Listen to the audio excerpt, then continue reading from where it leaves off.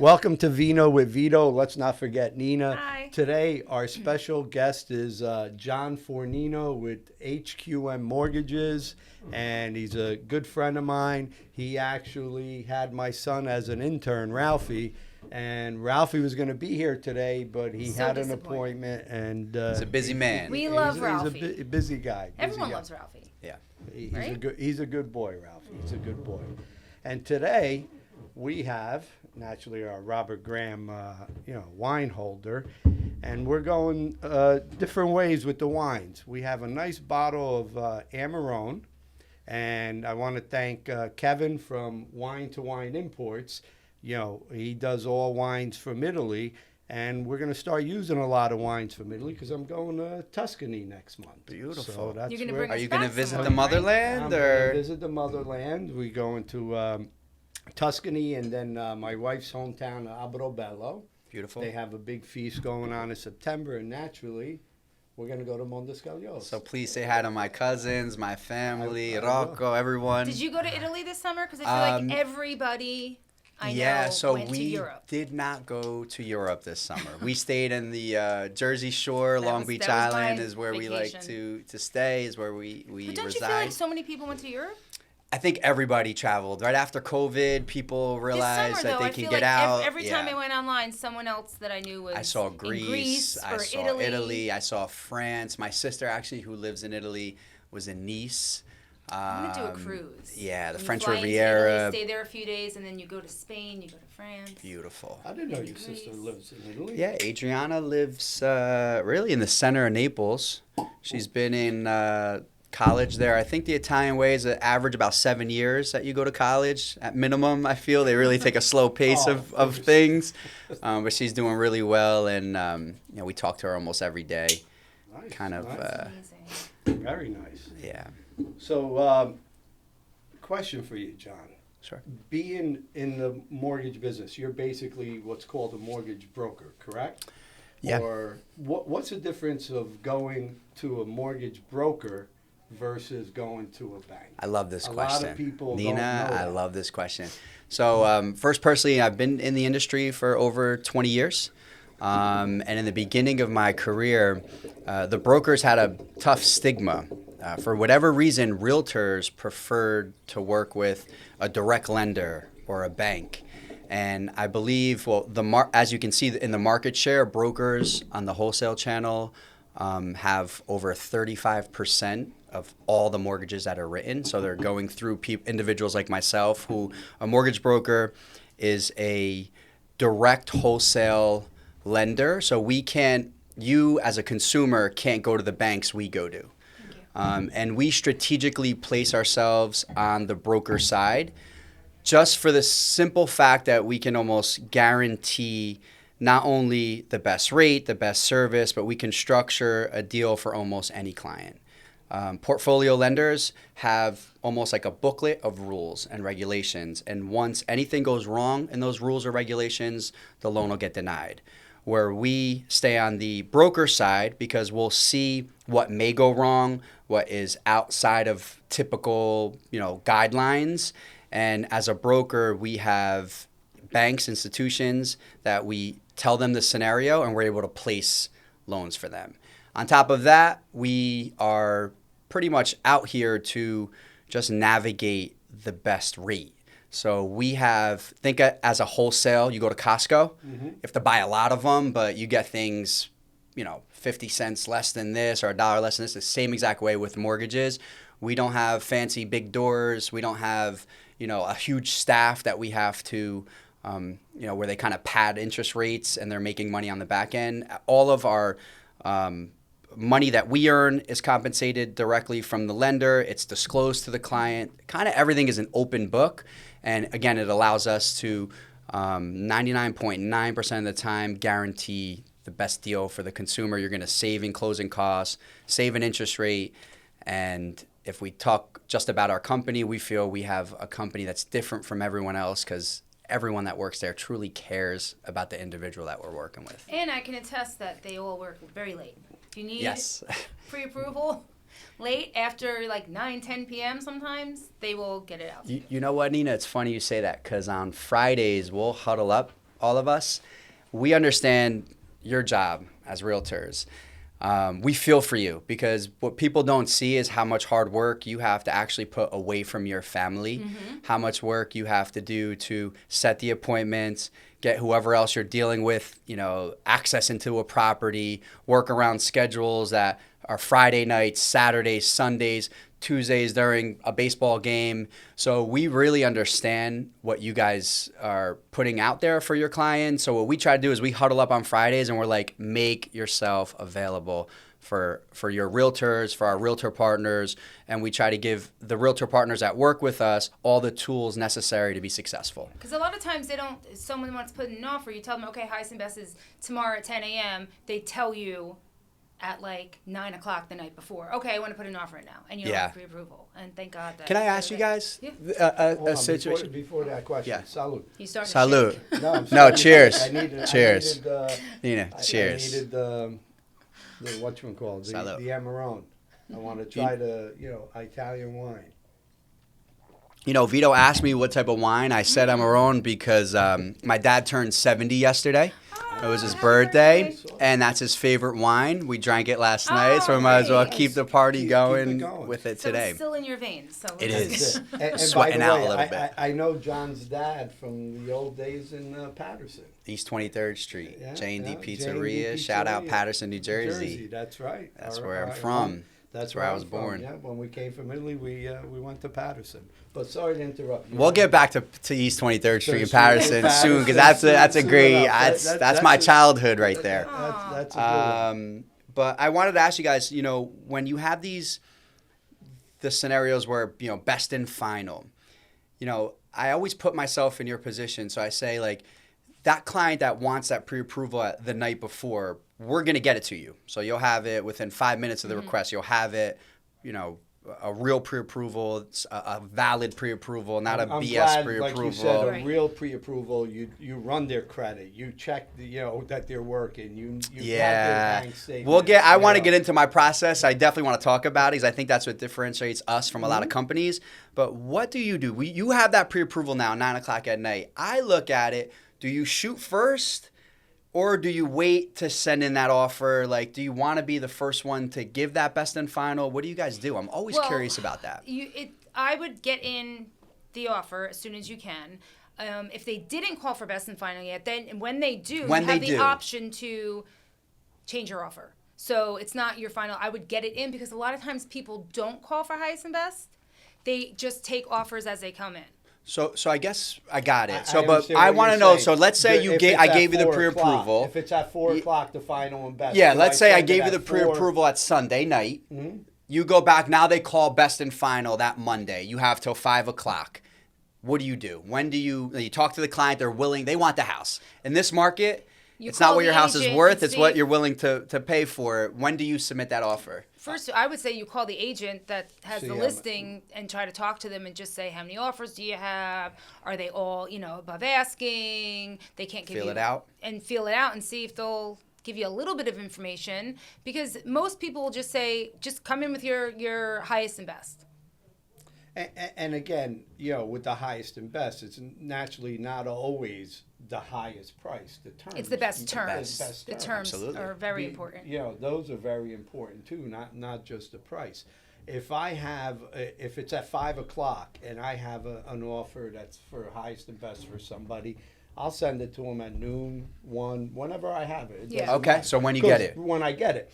But I'm hoping the realtor on the other end is not one of those where, oh shit, I got, excuse my French here, I got 500 and starts calling everybody else, which that's unethical. Does it happen? Because you feel like sometimes if you go in with an amazing offer and you're like, you have a feeling that like, okay, this is going to be a good one, you're hoping that they're not going to use that offer. As beat. Yes, that's right. Look, honestly, guys. So it is hard. It's like a case by case.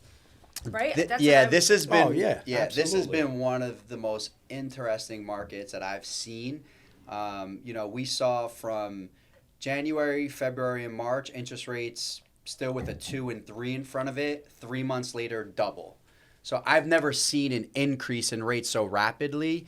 And when we were kind of doing our analytics, we said, okay, pay attention to values. We think that values are going to be disrupted here. We think they're going to go down. Right. And quite the opposite happened. More people, I think, flooded the market. They're not scared of these, 7% interest rates because it's a simplicity of they need a place to stay. Yeah. And it's the high, like people can go in at a really high offer. They can go in at whatever number they want.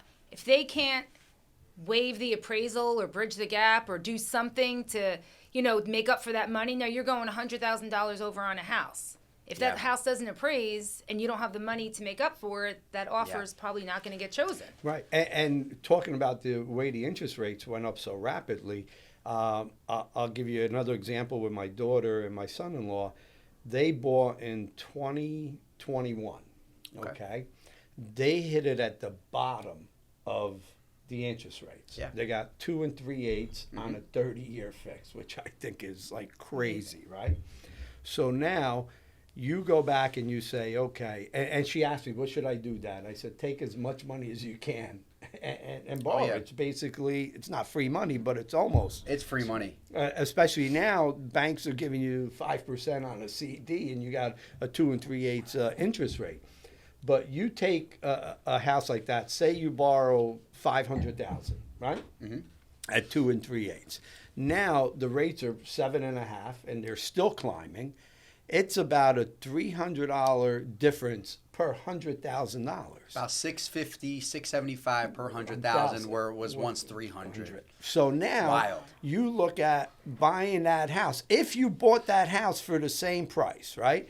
And I hope people listen to this because I think it's very important. Very. You buy that house for the same price, back then. Say you bought a house for $700, you put $200 down, and you borrowed $500,000. Now you do the same if you try to do the same thing. So at $500,000, $300 a month extra is $1,500, right?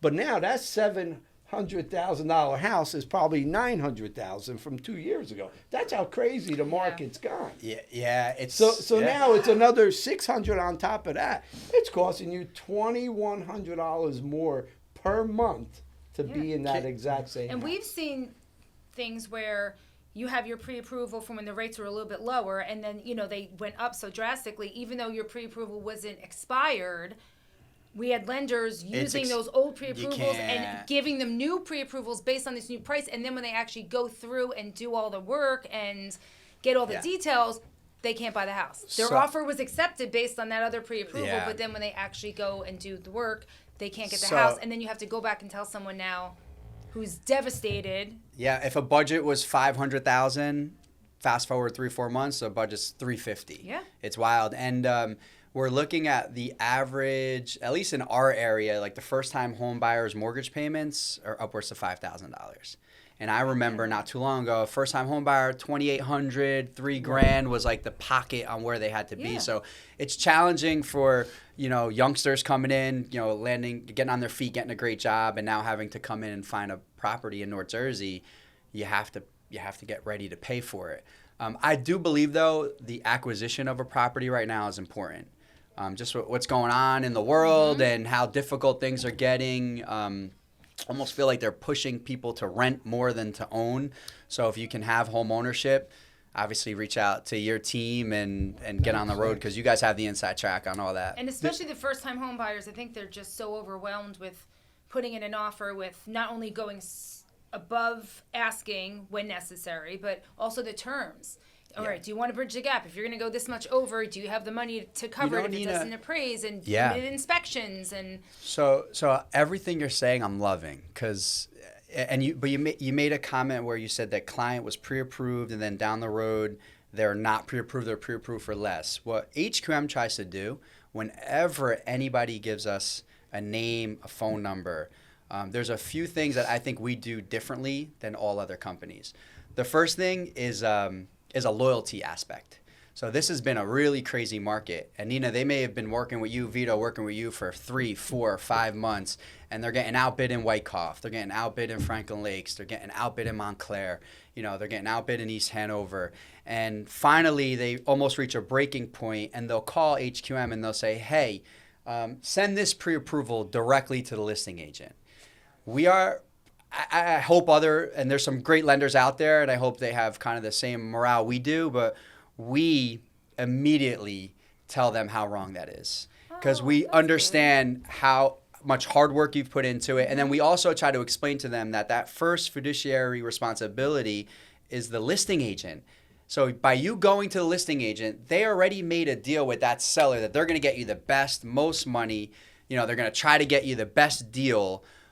How can that person get you the best deal?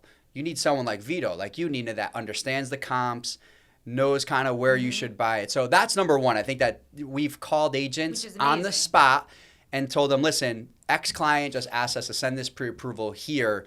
How do you want us to handle this?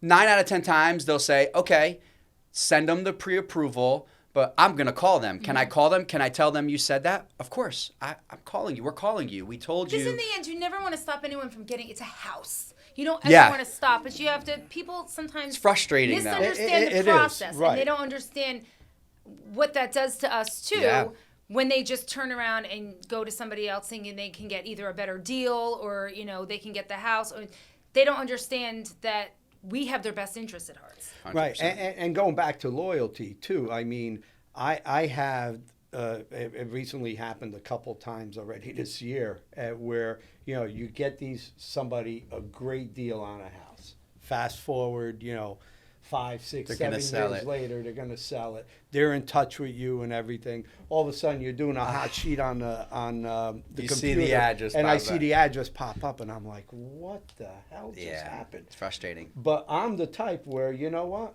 I'm not going to call them. I'm not going to stoop, and say, hey, why did you go with the other Once it's guy? Once it's listed, I don't care. You got to have thick skin in this business. But other agents, when it happens to them, if I got the listing or whatever, right away, they start texting the homeowner and everything, which it is frustrating, especially if you gave that person a great deal to begin with. I went on a listing the other day, and I got the listing. We're sitting there. And we're talking, and the homeowner's going, yeah, I just told my friend, I'm listing my house, and she's like, oh, great, you're going to use my son, which the son is a realtor. Mm-hmm. And actually, I know the son, and I don't want to get into it we can more. Share some war stories, guys. I don't know where this podcast wants to go. But some agents right now are shaking right now that I'm speaking. But what happened was the homeowner goes, you know what? I told my friend, which was her best friend, great, your son's a realtor, but I'm going with Vito because he helped me purchase this house, 10 years ago.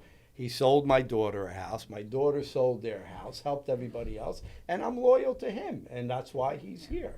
And you know what? Yeah, that made me feel so good. Yeah. Because it was great. A lot of people think just because you know them that they should use you. Right. Yeah. And sometimes that's the case. Sometimes people do use you because they know you, but most of the time they want to use someone that has experience. And it goes down to like the beginning, right? That loyal word. I feel it's a trait. It's a lost trait. This world is strange right now, so almost being loyal is frowned upon almost, which is odd. It's like, what'd you do for me today? Correct. Yesterday. Yeah, you're only as good as your last deal. You're only as good as your last transaction. I think I was showing houses, it's probably been a year, and then I went showed. I leave vacation all the time. I mean, you just did it again. Just did it again. Okay. 2 Where'd you times go? in a week. My in-laws have a house in Orly, so beautiful. We usually go to Orly. But I will leave and drive the hour and a half home to show a house for 5 minutes. God bless. See, and I do it all separates too much, I think. No, but that separates the best all from the time. the. Vito helps me out whenever I ask him, but sometimes I'm like, this is kind of ridiculous. Let me just go do all my appointments in one day, get it all done. But yeah, I was showing houses for a year, and then I was showing them another house, and they're like, oh, we saw this other house. We went right to the listing agent, and da-da-da. I'm like, what? Yeah. But would you've loved? Did anyone give them anyone that I don't know who was handling their loan? Because if it was HQM, they should have called you right on the spot, gave you that information. Perhaps, Vito, like you said, But you're not going to stoop down and go back once it's listed. But if you had a heads up, I know you. Oh. If you knew there was still your opportunity, the window was left open a little bit. I would have talked to him. Just ask him what's going on. Johnny just mentioned that you want to send the pre-approval elsewhere. Did I do something? Like, you know what I mean? Yeah, did something happen? He was using someone in your office, but they didn't get that far to actually put an offer in. Got it. He was Okay. letting me know that the listing agent told him, like, no, I guess she had somebody or something. And So I just explained to him how things work. You know, I was just like, look, you have to use who you're comfortable with. Here's usually how it works. Like, I will do everything. You know, I've done everything for you this entire time. You let me know what you're interested in. And sometimes it's a for sale by owner. If we call it for sale by owner and they don't want to give anything out, I'm like, I will help you put an offer in. And I care about the people. I will do everything I can to get to it. It's a house. Can I tell you, like, I think that's a big thing. Any agents that work with HQM, I think the common denominator is that they're all really good people. Our slogan is making good things happen for good people, but we are in, like, it's not all about the money. It's about the family, right? Like, there's been times, and I hate even saying this because it's something I don't like to publicize, but we've taken our commission checks, and if it's a struggling family or someone in need, we've handed it back to them. And it's rewarding for us. And again, I don't want to talk or boast about it, but since we're on this topic, the difference between, again, working with a broker, someone who's on the wholesale side, someone who can guarantee the best rate, guarantee the best service. And then if you look at how, like, our structure is, I started from the loyalty aspect. We've been working with Vito, been working with Nina. We're going to send the client back to you. But the minute they are in our contact sheet and we have access to them from the beginning of the transaction to the end, you as agents should never and will never ask, has the appraisal been ordered? Where are we with, this, underwriting condition? We pre-application, pre-submission, we've already identified a large deposit. We've already identified a gap of employment. Before we've even given you the pre-approval, I've went so deep as to verify their employment, verify their income.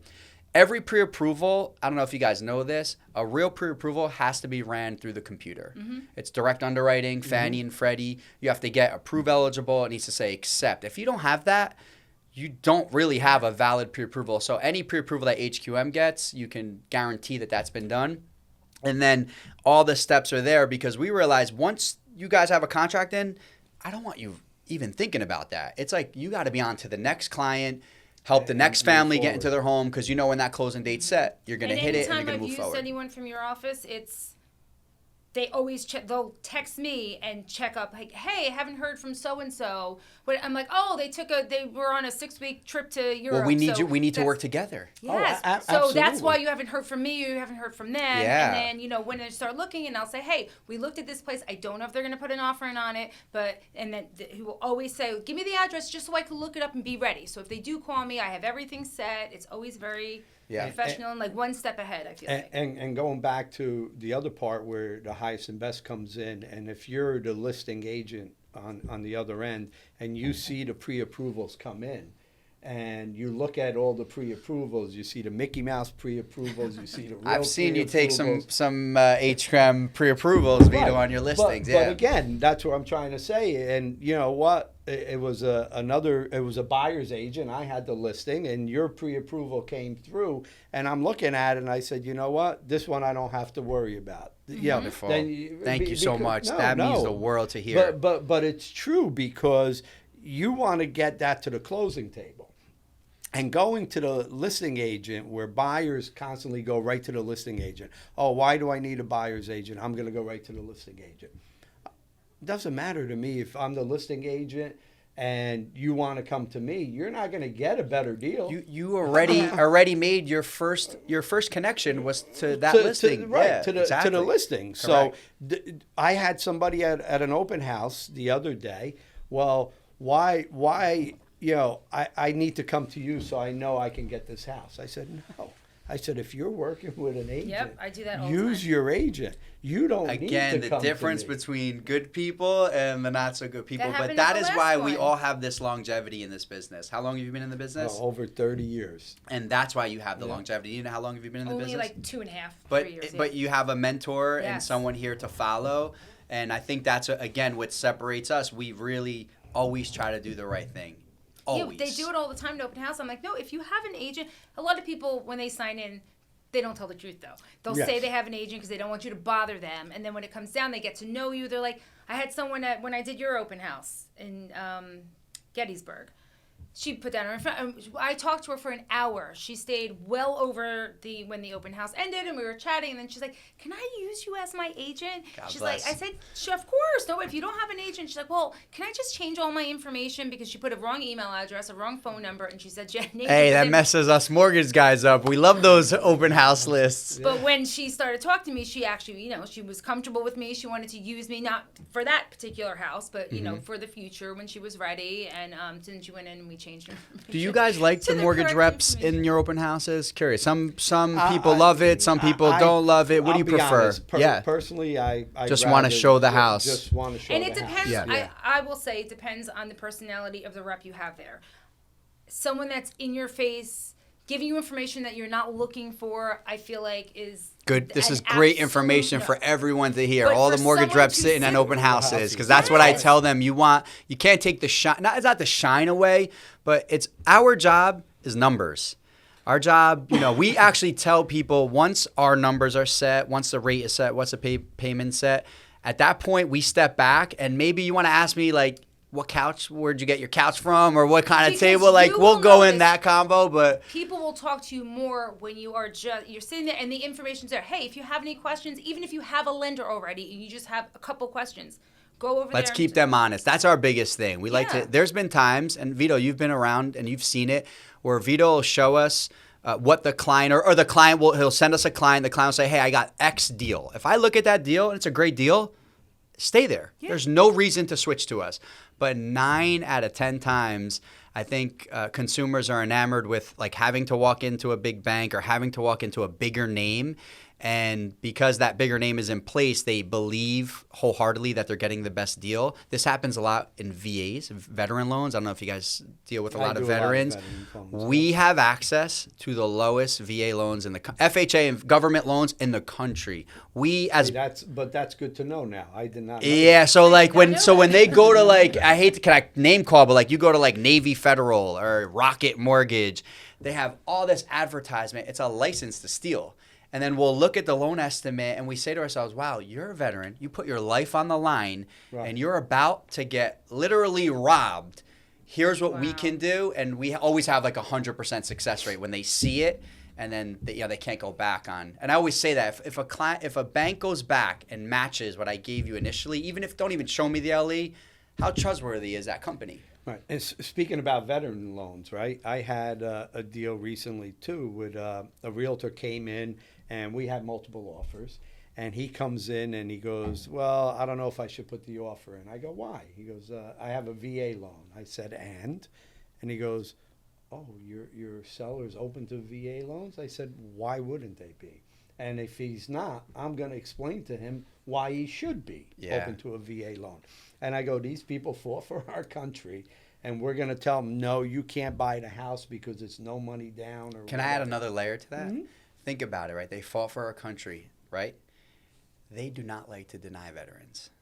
So in conventional loans, you have, not to get technical guys, but you have pretty much a 49% threshold of your income. So if you make $10,000, $4,900 can be obtained to be approved for your mortgage payment. If you're a FHA client, 56%, $10,000, $5,600 can be used. A veteran those rules don't apply.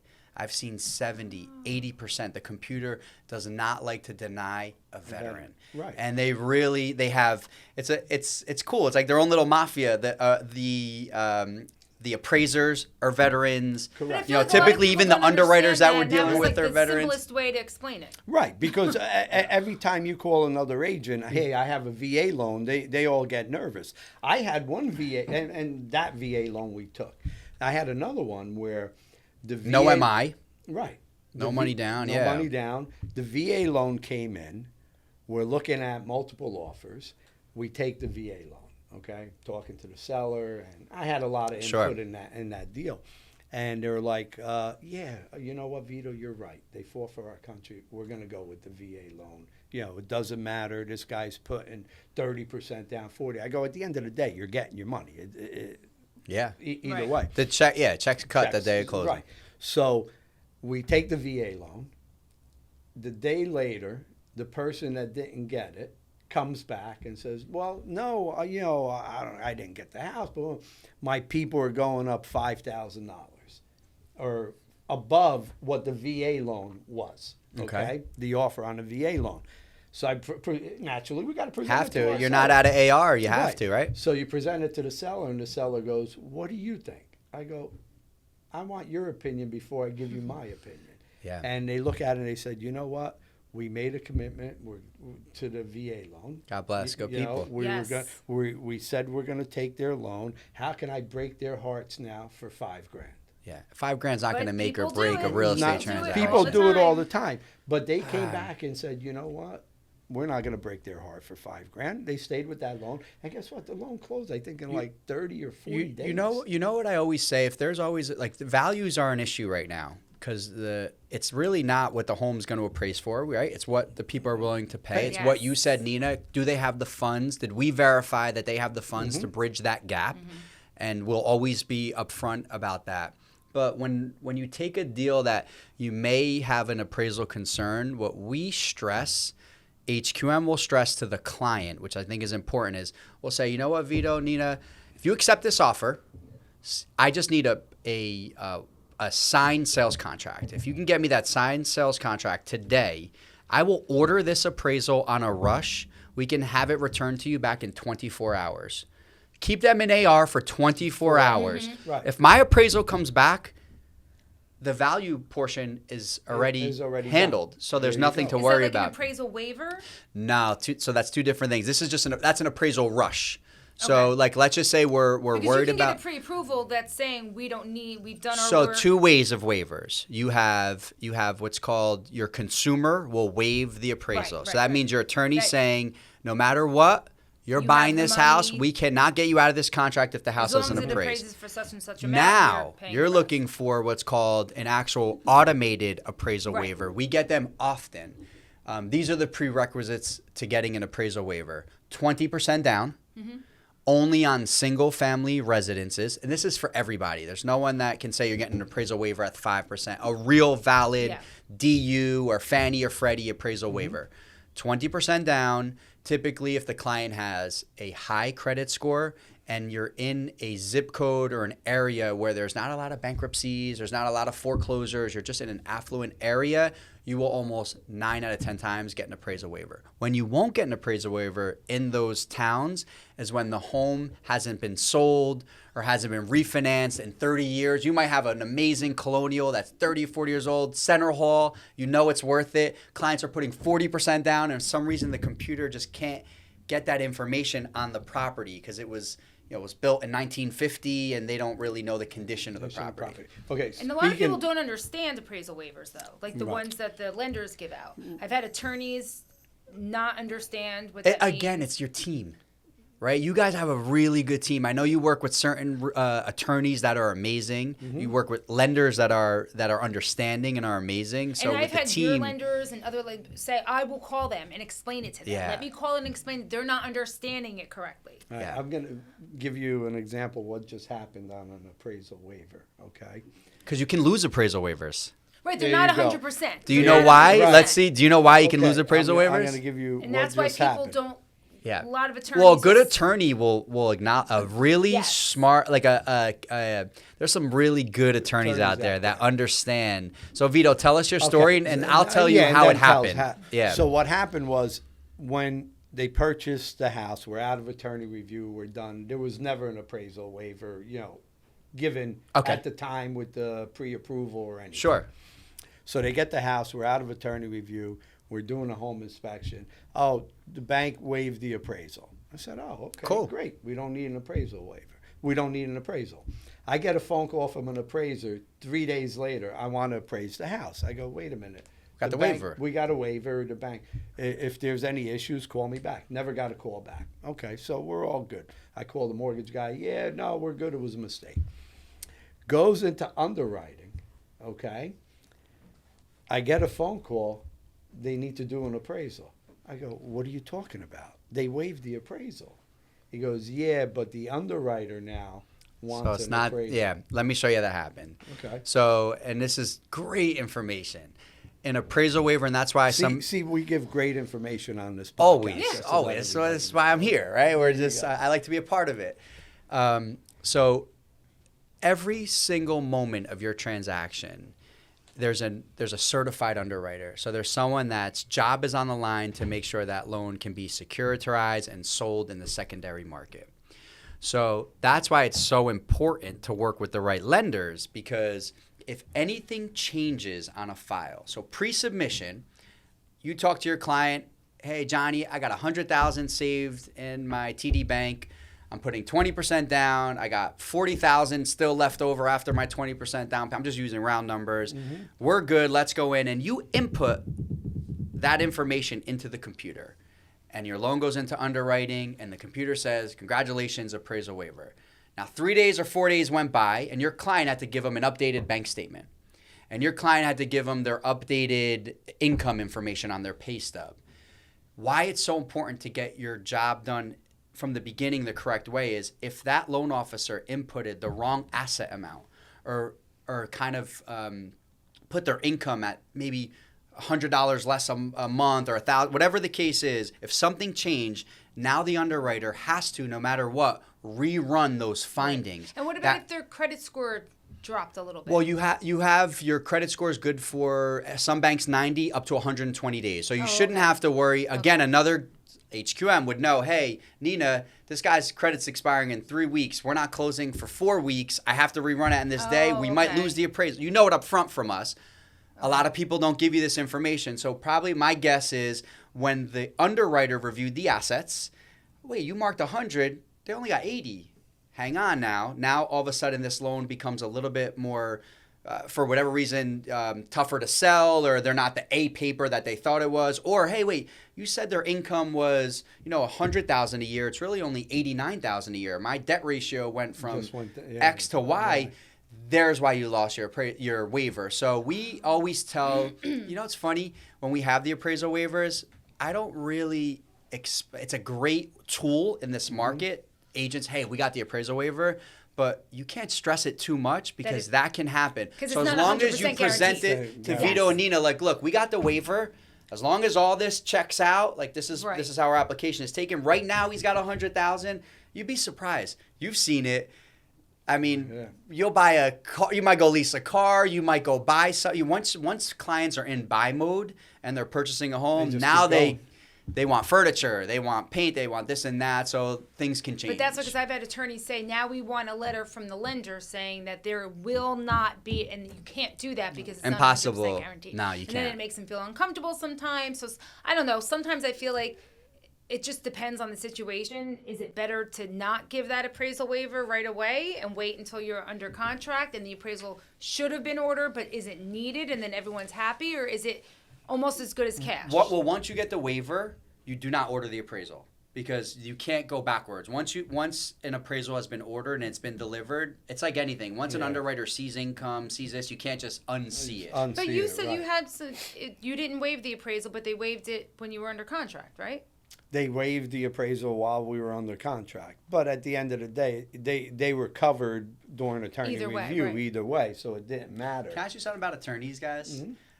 Because it's funny, HQM is expanding. We do a lot of we're in the South Jersey market now.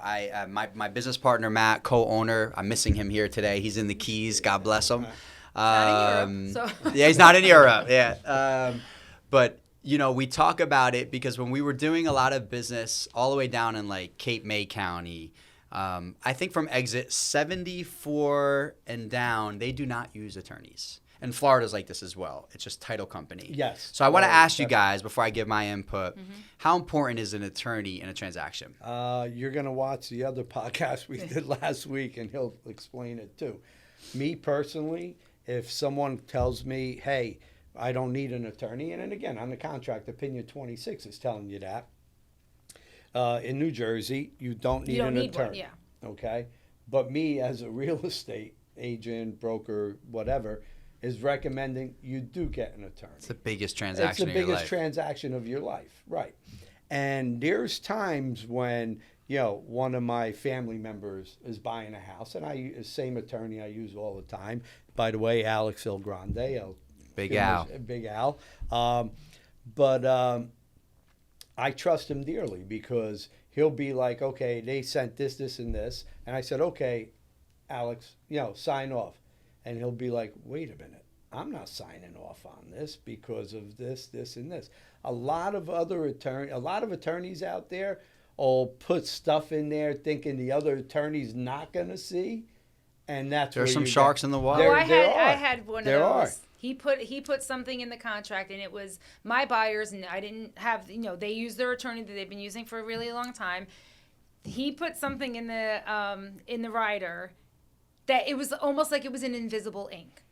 Even when they told you where it was, you couldn't even find it. Even the way they word it. So crazy. And the other attorney on the other end. It's like a test. You're taking the SATs almost. He signed everything off. He put his initials next to every paragraph for the seller. And if he missed something, you really can. He missed something, and it cost a decent amount of money. The other thing they do, too, is when you get the attorney review letter, usually it'll be on Word, and you can change it and put it with like red letters or blue letters so you can see the changes. Yes. Some attorneys do it the other way. They just rewrite everything. They just rewrite everything. So now that it happened to Alex one time, he had to read everything all over again that he already sent. Because they changed it and they changed it in there thinking he wouldn't catch it. Yeah. So that's why it's so I asked that because shout out to all the amazing attorneys out here in North Jersey. I can name a lot off the top of my head, but there's some amazing attorneys that we work with that we fully support. And when we were in South Jersey, one of the broker owners of some offices, we'll leave him unnamed or her unnamed, said attorneys are deal breakers, not deal makers. And literally, Matt, my business partner, who is an attorney, right. We look at each other and we're respectful, so we just kind of give each other that look like we're turned off already. It's the biggest purchase of your life. Yes. There's nothing bigger. I when you believe there's that. You need an attorney to protect you. When you take what that attorney costs compared to what you are paying for this house and everything else. What we make, what the realtors make, what the mortgage. I have funny conversations. These attorneys are giving their cell phones out. They're answering calls. And they're charging $1,500 for a real estate. Right, that's what I'm saying. Can you imagine? And you're like, wait a minute. That small amount compared to everthing else you find. Let's pay the attorneys. Just do it. And I love when when people are like, they'll question the 200-300. What, 1,500? I just had That's that. One of my great friends, I referred an attorney. There's many attorneys. Maymoon Mustafa, I really, really love. D. Christina, Darcy, so many amazing. Rosemary Watkins. Geez, I don't want to get all attorneys that I work with. I love you all. I know. I already. It's the wine. This is excellent wine. But you're so important to the transaction. And it's a night podcast, by the way. Good. Yes, it's not 10 in the morning. Not at all. So the best thing is I tell these guys. I just had one of my good friends. He's buying a home. And he said, Johnny, wow, that attorney cost $2,000. I said, and? Well, I can get someone for $1,200. And you're buying a $900,000 house right now. That's just a difference. Do not even question the validity of the people we work with. Because if we're telling you that they're worth that money, you should pay it. But I've had people thankful that you have them in your corner. I've had people go with someone $100 less. Oh, yeah. They're like, I'm like, how, you didn't call the attorney? Oh, no, yeah, they were really nice. But I called this other one that my friend recommended. He's $100 less. And meanwhaul, the paralegal's doing everything. You never talk to the attorney. And there are so many attorneys that just don't respond. I'm not saying there's so many attorneys that do a lot of things.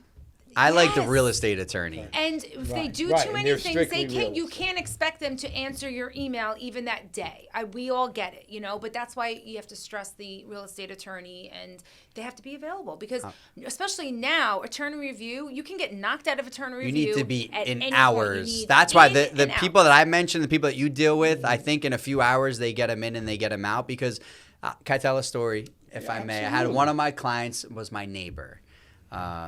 Kathy's daughter, Michelle, you're my homegirl. We're buying a house in Franklin Lakes. She sends me a picture of her and her husband toasting because they got their contract accepted and they entered AR. And they sent, by the way, they sent us, it was a $1.5 million, 1.5 something $1 million purchase. My client's putting 50% down. Solid client. Right. And it was a dream house, and they sent me a text. And I'm Italian. I'm very superstitious. Yes, Vito, you superstitious? Yeah. Nina, you Yep. superstitious? So they sent me a picture of them toasting. And I turn to my wife, Diana. I'm like, D, shit, why did they just do this? Like, tomorrow, they need to get out of AR. They just got their contract accepted. The next day, a client went, ready for this one? $100,000 over. A $250,000 non-refundable deposit. They call me. What do I do?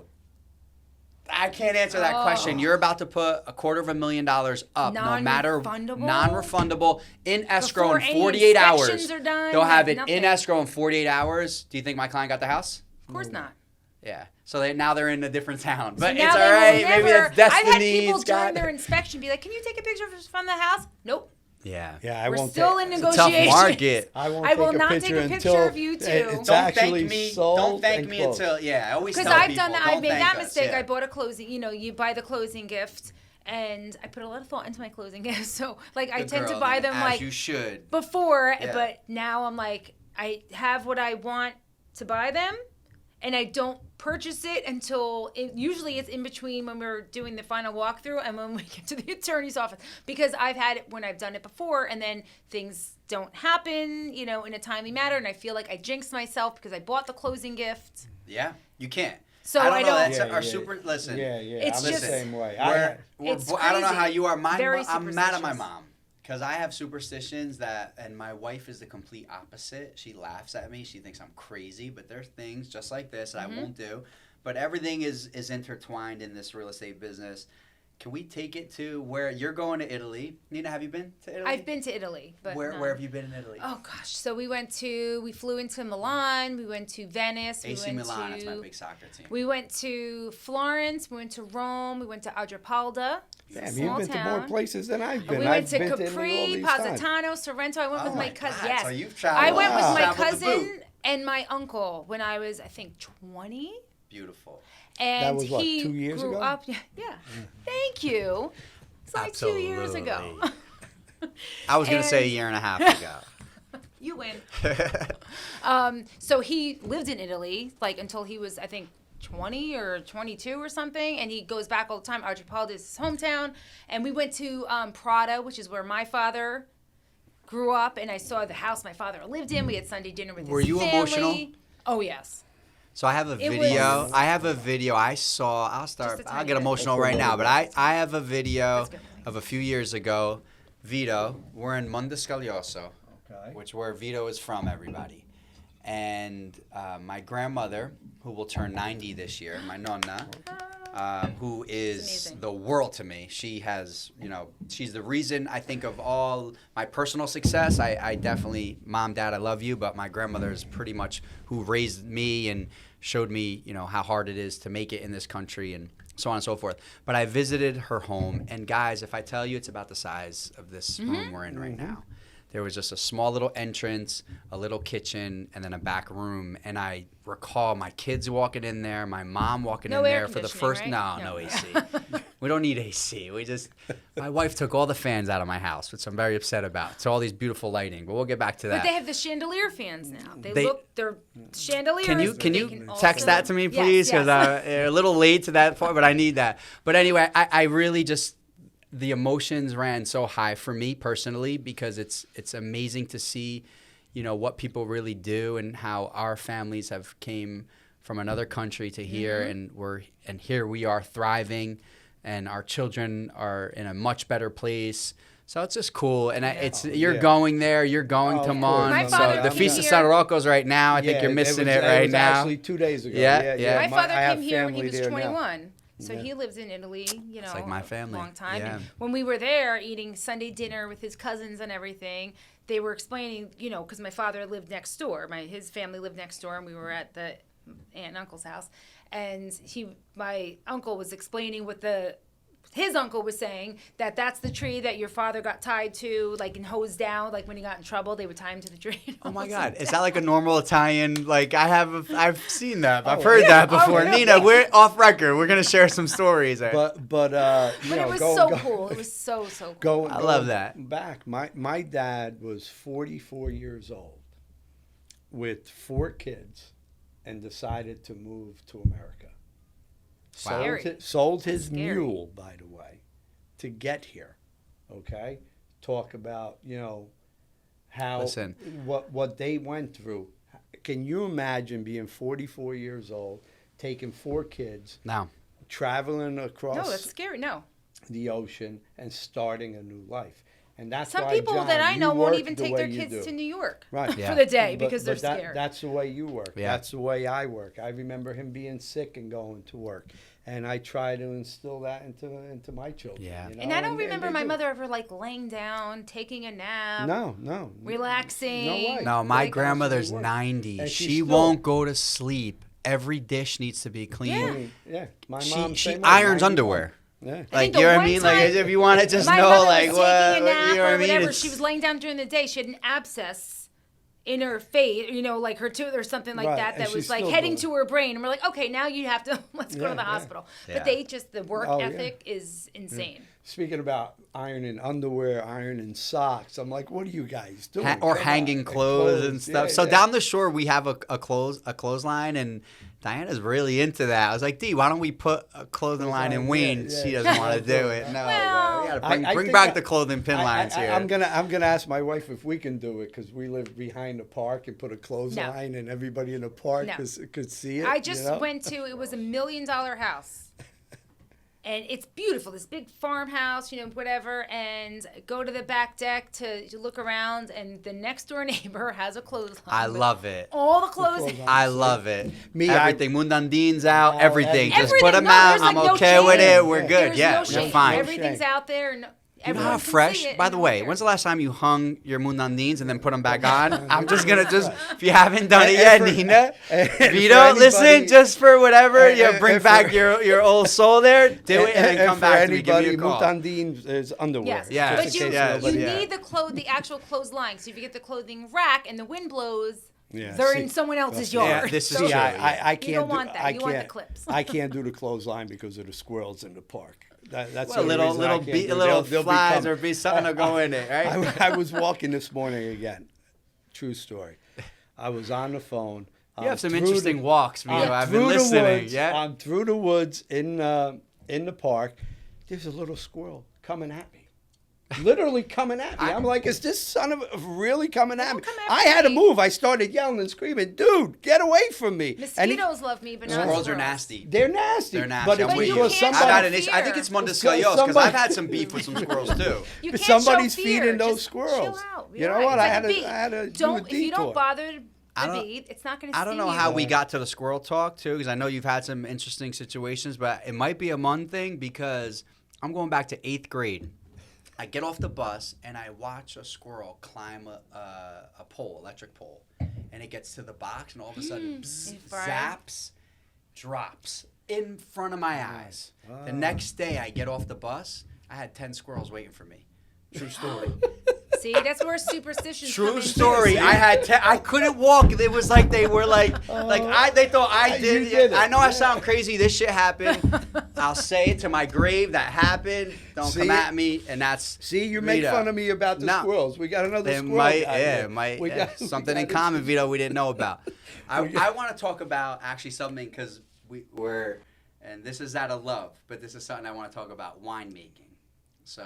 Because I'm on the record here, so hopefully we don't have to air this, or we do, but I hope you do. You ready? We made wine with Vito several years ago. Still to this day, I think it's your mom. Was it your mom? My mom, yeah. Beautiful. I have pictures of her. Thank you. And Matt and I came to that. We were invited, and for me, it was amazing because my grandfather's not here with us anymore. He had cancer, so he passed away when I was like 20. But I thought he made the best wine in the world.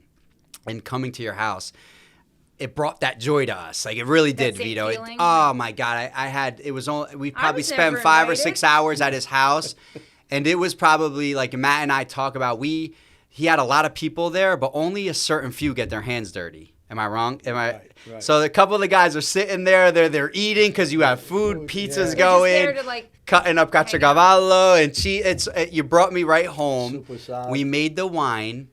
We never got a bottle. Oh. So I had to go on record and say this, Matt. I love you. Ricky Pate, my Sicilian brother, we're here. I'm putting them here. I don't think it was intentional. No, it wasn't intentional. And I got to cork a couple bottles. We were waiting for it, and I didn't want to. Just like you, Vito. It's like when you don't get the listing, you don't want to go. He didn't. Look, I didn't want to do this on film. I didn't want to do this on film. My apologies. It came, and I know it wasn't happening. I'll make sure it gets done. But this is a shameless plug because his wine was so effing good. It reminded me of my grandfather. It was one of the best wines. Do we have one Vito, of those bottles yet Vito. or no? We have one of the bottles. Vito, honestly, look at me for a second. You make some of the best wine I've ever had. It reminds me of my grandfather. And I make a tease out of it. I don't care that we didn't get a bottle. I'm joking. It was just amazing to be a part of that.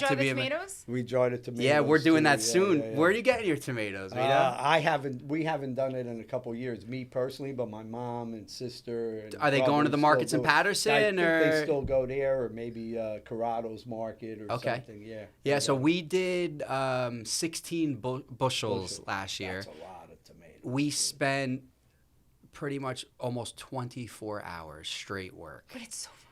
It's amazing. Fun. We had it's the middle of August. It's sweat dripping. When I tell you my neighbors love us, my neighbors love us for that. But the best times and stories, I mean, everyone fights and laughs. The kids are peeling, cleaning, cutting, I have, going. Like, all these memories of just sitting in the folding chairs. Bring this back. Just cutting the plum tomatoes into four. Cutting, and I still had fun. Yeah, my memories is eating the pasta with the tomato while it's sauce. going, the fresh tomato sauce. Yeah, I have 6 brothers and sisters.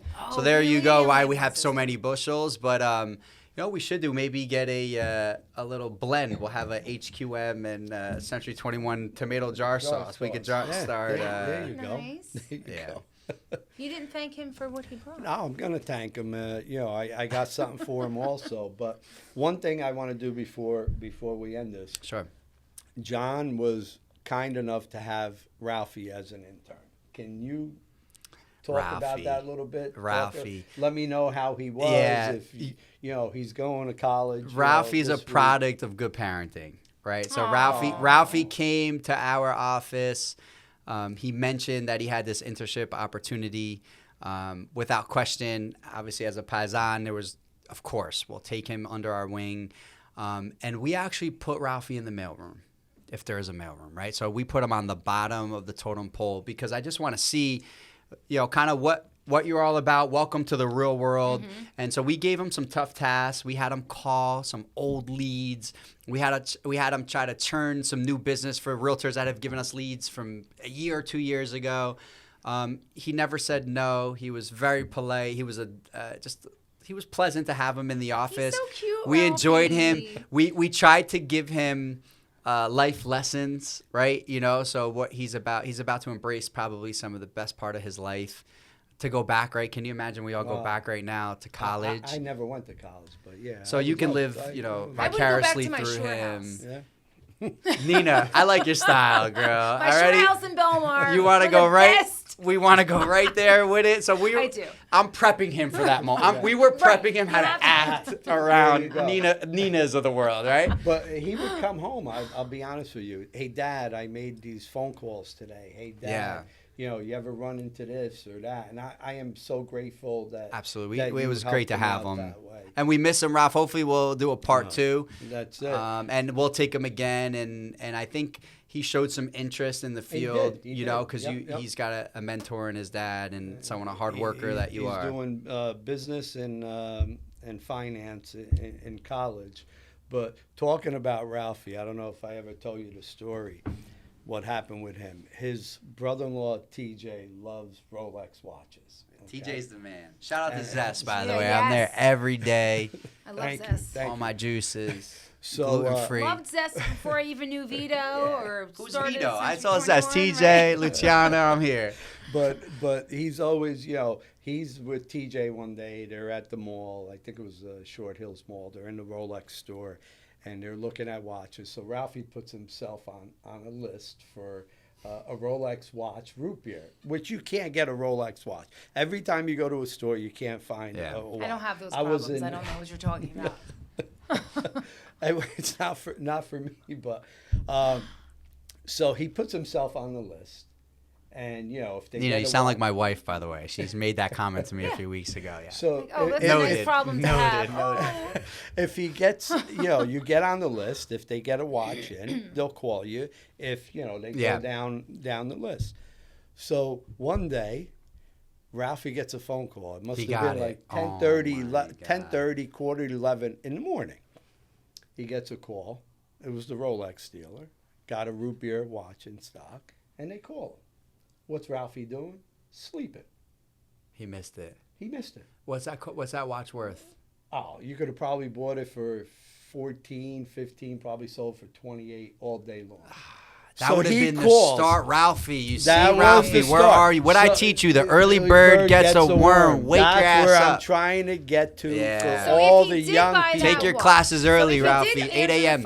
Right. He bought that watch. Right. Is he purchasing the watch? It does. Hey, he could have called. Listen, he was with HQM. He could have called us. He could have called anybody. Yeah. He could have called anybody and got that watch. If you buy the watch from, when he goes to sell the watch at the profit, he obviously has to give you back what that watch was sold for, and he can make the profit. We do 50-50. Right? Okay. Why not? He's my son. Because my son went through a stage where he was selling sneakers. He was buying the sneakers, holding on to them, selling Ralphie them. did that too. And I love that. I promote that. Oh, by yeah. the way. I'm cool with that. They had like a whole business plan. It was actually really cool. But he bought the sneakers. We bought the sneakers. That's what I was just going to say. Yeah. The problem was we bought the But then when he went to go sell them, he did make 100, 150 like on each pair of sneakers. He was like, he wanted it all? Yeah. No, you got to pay for the sneaker bag. You got to teach them the. Yeah. No, give me the money for the teachers. Keep 100% of your profit. And you can. And I gave him the 100%, whatever it is in between. But like, how can you expect us to purchase the product and then you go around and sell it? You taught him, Mom. You taught him. You have to. It's like. You have to. Absolutely. I'm pissed he missed that call. I wish I would have known that beforehand. He goes, Dad. I go, why wouldn't you give him my phone? Can I end it with one? So we have one of our most amazing. He runs pretty much our whole inside operations. Joe Sheehan. He owned Bitcoin. He had Bitcoin. And he sold it before it hit what it hit. So we talk about it because at the height of Bitcoin. Oh, forget it, 60,000. And he had a few shares. He probably had, upwards of $500,000 worth, and he sold it way before. But we talk about this. These are, I think, in life, you make these mistakes, and you learn from them. Right now, that's what life is about. Now Ralphie gets up early every morning. Right. As he should. He made me a great Caesar salad, by the way. Zess has a great gluten-free with the croutons are gluten-free. Everything is just amazing. Caesar wraps. I remember the first time I got her. I don't know what I got in a wrap, but he was like, "It's my first time making a wrap." I don't know. I'm like, "It's whatever you make me is fine." But he's always smiling. He's always in such a good mood. But real quick, I know we're going back. I'm going back like a half an hour. But with the listing agents and your pre-approvals, I had a listing agent say, we're accepting your offer, but I don't trust this lender. And if you can set him up with somebody else and I can verify it, it's yours. If not, then we can't accept it with that. And I did. Set him in touch with somebody. Send him maybe we'll do a part 2 where we can put everyone on blast, Vito. Maybe a part 2 blast. We'll let everyone be on eggshells, but I can just say at 2 a.m. If we're gonna end it, tequila tasting to drink tequila. Absolutely, I do. I love tequila. Okay, we'll have to do a 2 a.m. tequila tasting. I actually have do you love tequila? I have a bottle for you in my car. I do. Tequila myself. I have a bottle. You guys take it to the office. I do. I want you guys to have it. I enjoy it. No, not in the office. We don't have an ice machine or a refrigerator or anything. I think I'll leave it where I think I want to stress that if any agents or anyone receives a pre-approval from HQM Loans, just know that you're in good hands. It's validated. And sure. I can vouch for that too. Me too.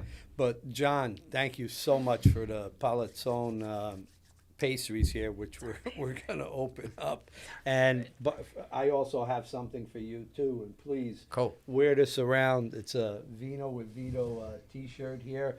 Just don't go into Fairfield Park with that. The squirrels. Might get it. And they might still come after you now because you put Vito on there. But I want to thank you for coming. Absolutely. Thank you for so having much. me. It was so nice to talk to you Our guys. cork is going in here Cool. from Victoria's present for This me. wine was amazing, by the way. was Can I have the great. name Very, again one very more good. time? Because I need to It's, get it Take for a picture of Pops. it. Yeah, I will. It's a great wine, and by I'll the take a way, picture it's of it, from Wine to Wine Imports. It's Kevin. fruity and dry. It's beautiful. It was great. It's It was it's my style. a nice Amarone. And that's Wonderful. what we're going to start bringing in from Wine to Wine Imports. All the Wonderful. Italian wines, especially me going to Italy. So that's what we're Cool. going to Bring me a end up fig doing. tree, would you? Yeah. And hopefully maybe You can't, next year. unless I would. You're not. That's right. Next year Sorry. we'll do a podcast from Tuscany, right? We can all go. Yeah, do we can all go podcasts to and sip Tuscany. wine. We're going next year. My grandmother's 90th. We're going, so I'll Yeah, we want to go. My definitely be a son's part of that. graduating high school next year, so we're trying Everyone's to go. going. but- Salud. Well, on that note, the wine's done and the podcast is done. But on that note, one day, and that day will come when you need to buy or sell a house. And when that day does come, you need to call the godfather of Northern New Jersey real estate. And when he's in Tuscany, you can call Nina D'Alessio. And HQM Loans will get the deal to the table.